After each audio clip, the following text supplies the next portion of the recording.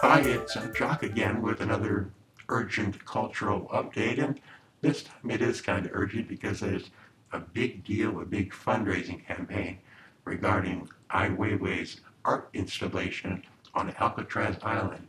What's happening out on Alcatraz is this September through spring of next year. The Foresight Foundation is installing Ai Weiwei's art right in and around the prison. This is somewhat ironic because Ai Weiwei himself is now in detention. It has to do with his art being subversive. Ai Weiwei himself will not be able to attend this art installation. Subversive art is something that I've heard a lot about for a long period of time. My employer from 1976 until she died a couple of years ago was Jean-Claude, the partner of Christo, who is still my employer.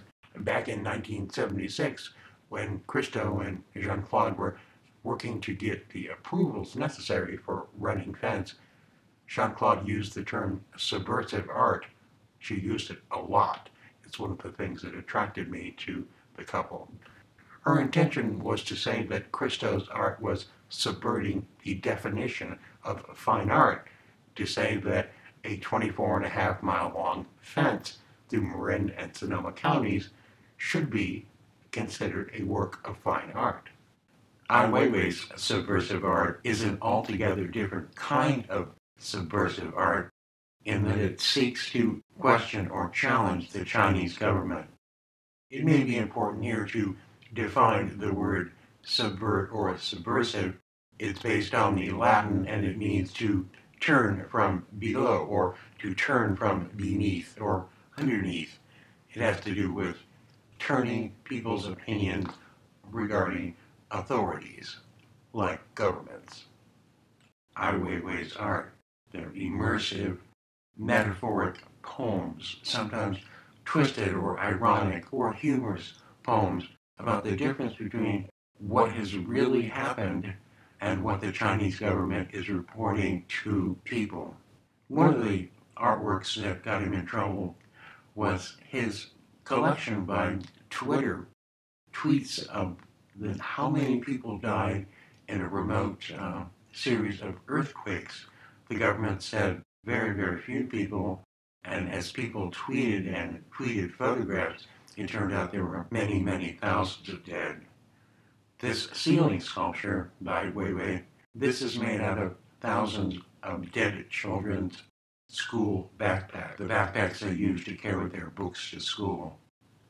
Weiwei recalls quite clearly, before there were cars cramming the highways in the People's Republic, the proudest possession of a Chinese family's home was probably their bicycle. He is now using thousands of those bicycles to build sculptures like these.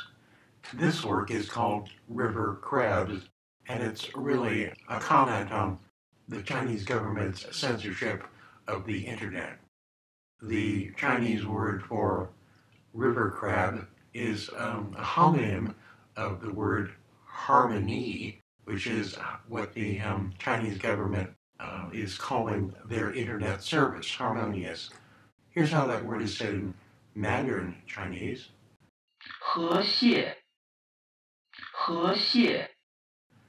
Here's how it's said in Cantonese Chinese. 好孩,好孩. Both of them sound very much like the word river crab.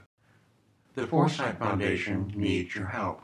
They're trying to raise, the foundation is, $75,000 through a Kickstarter campaign. They're doing that, raise the money to hire art guides, people that will be posted throughout the prison around the island to talk about, offer insights, answer questions about Weiwei's art. It is unusual art, to say the least.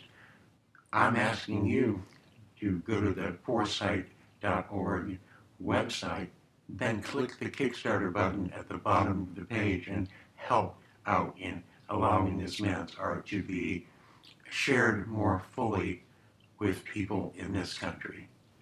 And that is the urgent cultural update. And go there, click the Kickstarter button at the bottom of the page, and kick in a few bucks.